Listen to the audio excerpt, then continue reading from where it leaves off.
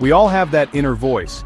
It comments on our choices and judges our actions. This is self-criticism. Sometimes it can be helpful. Imagine a gentle guide nudging us to do better next time. Maybe we forgot a deadline or made a careless mistake. This kind of self-criticism helps us learn and grow, but often self-criticism becomes harsh and unrelenting. It transforms from a helpful guide into a relentless critic. This negative self-talk can be incredibly damaging. We begin to doubt ourselves at every turn. This constant negativity can chip away at our confidence and leave us feeling inadequate. The danger is that we start believing this negative self-talk. We begin to see ourselves through a distorted lens. Our flaws become magnified and our accomplishments feel insignificant. This can trap us in a cycle of self-doubt and prevent us from reaching our full potential. It's important to remember that we are all works in progress. We all make mistakes, and that's okay. It's how we learn and grow. The key is to find a balance between acknowledging our areas for improvement and treating ourselves with kindness and compassion. Why are we so hard on ourselves? Often it stems from a desire to be better, a desire rooted in good intentions. But this desire can become distorted, morphing into perfectionism. We set unrealistic standards for ourselves, and when we inevitably fall short, the inner critic unleashes its harsh judgment.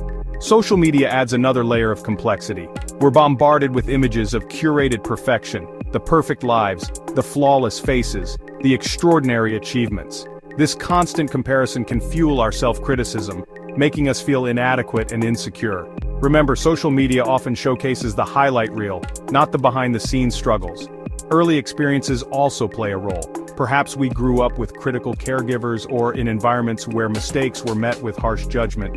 These early experiences can leave a lasting impact, shaping how we view and talk to ourselves.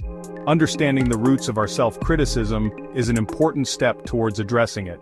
Recognizing that these thought patterns often stem from a desire to do well can help us approach ourselves with more compassion and understanding. The consequences of persistent self-criticism run deep.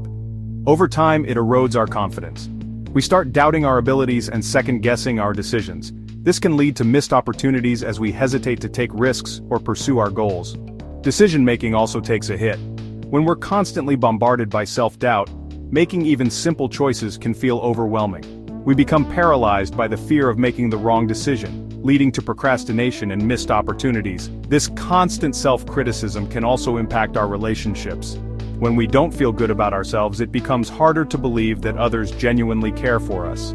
We may become withdrawn or overly sensitive to criticism, straining our connections with those around us. The key takeaway here is that while some self-reflection is healthy, excessive self-criticism can be detrimental to our well-being.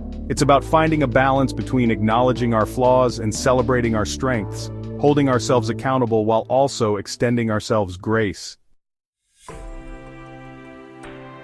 So how do we escape the trap of self-criticism?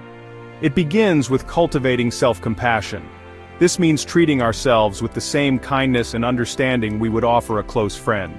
It means recognizing that we're all human, imperfect, and worthy of love and belonging. Start by challenging your negative thoughts. Are they really true? Are you being overly critical? Would you speak to a friend that way? Often when we objectively examine our self-criticism, we realize it's based on distorted thinking. Focus on solutions, not blame. Instead of dwelling on mistakes, ask yourself, what can I learn from this?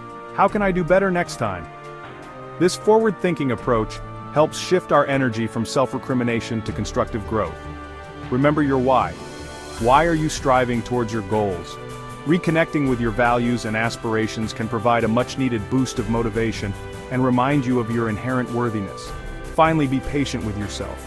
Overcoming self-criticism is a journey, not a destination. There will be good days and bad days. The key is to keep practicing self-compassion, even when it feels difficult. Remember, you are worthy of love and belonging just as you are. Embrace your imperfections, celebrate your progress, and never stop striving to be the best version of yourself.